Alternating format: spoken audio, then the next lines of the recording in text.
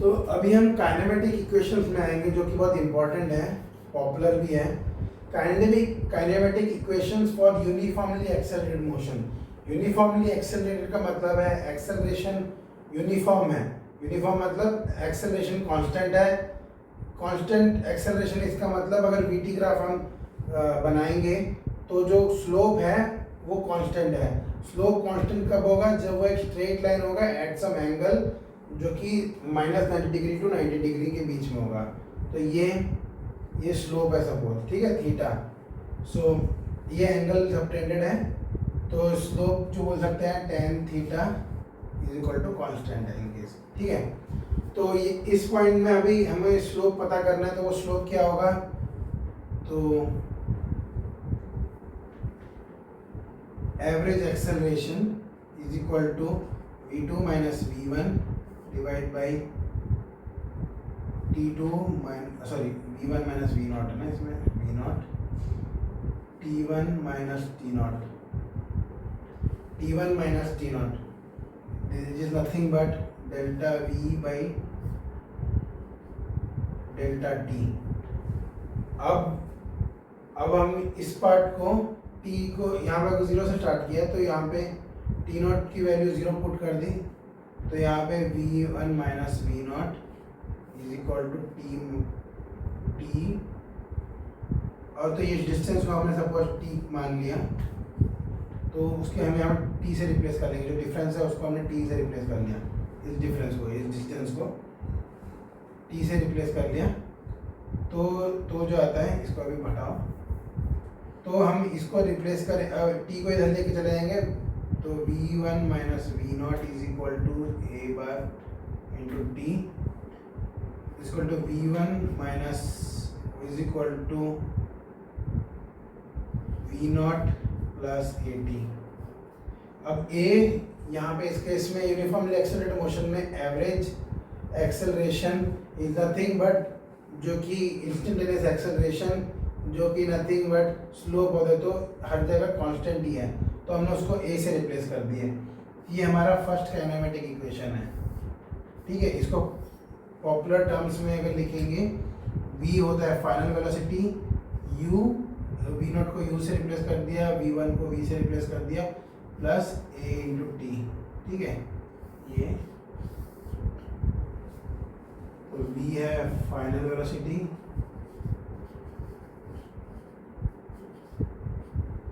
u है initial velocity,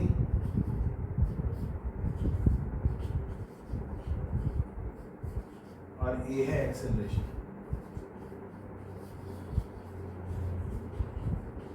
ठीक है, तो ये हमारा पहला। तो ग्राफिकल मेथड में, ग्राफ में क्या है? स्लोप है, इसको क्या कहते हैं? ये है स्लोप, ठीक है। तो हमारा ये पहला काइनेमेटिक इक्वेशन है। Next we will jump into second kinematic equation.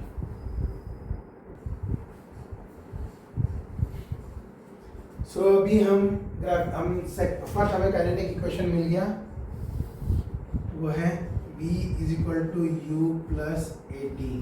ये हमारा फर्स्ट काइनेमेटिक इक्वेशन है जो हमें मिल गया। अब सेकंड में क्या है? हमें इनिशियल वेलोसिटी पता है, एक्सेलरेशन पता है, तो अब हमको अगर डिस्टेंस पता करना है, तो distance is area under the VT curve. तो एरिया मतलब कौन सा? ये वाला, that is nothing but area of this triangle plus area of this rectangle. So displacement is equal to S is equal to area under VT curve, nothing but area of triangle ABC plus area of rectangle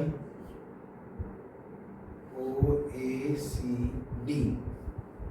area of rectangle half base into height होता है, half base हुआ t2 minus t1 minus t0, जिसको हम t से represent करेंगे।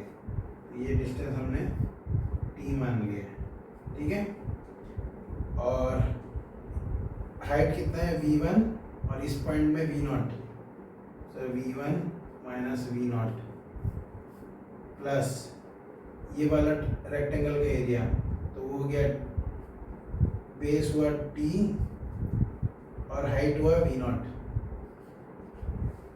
Is equal to, तो अब half t v1 minus v0, ठीक है। अब इसको मल्टीप्लाई डिवाइड बाई टी करेंगे और मल्टीप्लाई बाई टी करेंगे प्लस टी v0, ठीक है। तो मल्टीप्लाई, क्योंकि अब ये वाला टर्म हमको मिल जाएगा जो कि नथिंग बट हमारा इस केस में इस फॉर्मूला को निकालने के लिए यूज़ किया था, वो है हमारा एक्सेलरेशन, जो कि तो यहाँ पे क्या है एक्सेलरेशन, ये टी और ये टी मल्टीप्लाई होकर टी स्क्वायर हो जाएंगे, तो half a t square plus v0 t, तो ये हमारा s s s s. So अब हमारे, तो this implies s is equal to v0 t plus half a t square, जिसको हम पॉपुलर टर्म्स में लिखते हैं s is equal to u t plus half a t square. ये हमारा आ गया सेकेंड काइनेमेटिक इक्वेशन, ठीक है। तो हम एरिया ऑफ द कर्व, तो पहले में हमने निकाला स्लोप, ये आया from slope of VT curve, दूसरा आया एरिया अंडर वीटी कर्व, ठीक है। तो ये दोनों इक्वेशन आए। अब हम थर्ड इक्वेशन पे उसको डिड्यूस करेंगे from graphical method. So hello everyone, so अभी हम ग्राफिकल मेथड के थर्ड इक्वेशन पे आते हैं, काइनेमेटिक इक्वेशन के थर्ड इक्वेशन को डिराइव करने पे आते हैं। तो हमें तो ये पता है कि जो डिस्प्लेसमेंट है उसको हम इस टर्म में लिख सकते हैं, v bar average velocity into time, time की वेलोसिटी यहाँ से, और v bar is nothing but इन दोनों का एवरेज, मतलब इस पॉइंट का एवरेज वेलोसिटी। एवरेज कैसे निकालते हैं इस पॉइंट का मीन क्या है, एवरेज का आएगा समवेयर इन द मिडल। तो उसके लिए हम क्या करेंगे, v1 plus v0 by two, v0 plus v1 by two, जो कि ये वाला पॉइंट है, v0 plus v1 by two, ठीक है, जो कि यहाँ पे है। एवरेज वेलोसिटी इनटू टाइम, और टाइम की वैल्यू है v minus you divide by A, v minus you मतलब v0 माइनस, इसको हम लिखेंगे v1 minus v0 divide by a, ठीक है। अब उस सेंस में 2a मल्टीप्लाई एस की तरफ चला जाएगा, तो एस यहाँ पे ये 2a आ गया, एस आ गया, और यहाँ पे आ गया v0 plus v1 minus v0, इसको मैं v1 कर देता हूँ, इसको v0 कर, तो ये हो गया a plus b into a minus b, तो ये क्या हो गया 2as is equal to v1 square minus v0 square, that is nothing but v1 square minus v0 square is equal to 2as। ये हमारा थर्ड इक्वेशन है, kinematic equation. तो इसको पॉपुलर टर्म में लिखते हैं v square minus u square is equal to 2as। तो इसके लिए हमने एरिया अंडर द कर्व निकाला, इसके लिए हमने slope of the VT curve निकाला, और इसके लिए हमने एवरेज वेलोसिटी, तो इस चीज़ के हमने निकाला एवरेज वेलोसिटी एंड दूसरा क्या था, एक्सेलरेशन, टाइम को एक्सेलरेशन के टर्म्स में, या फिर एक्सेलरेशन और t is equal to v minus u by A.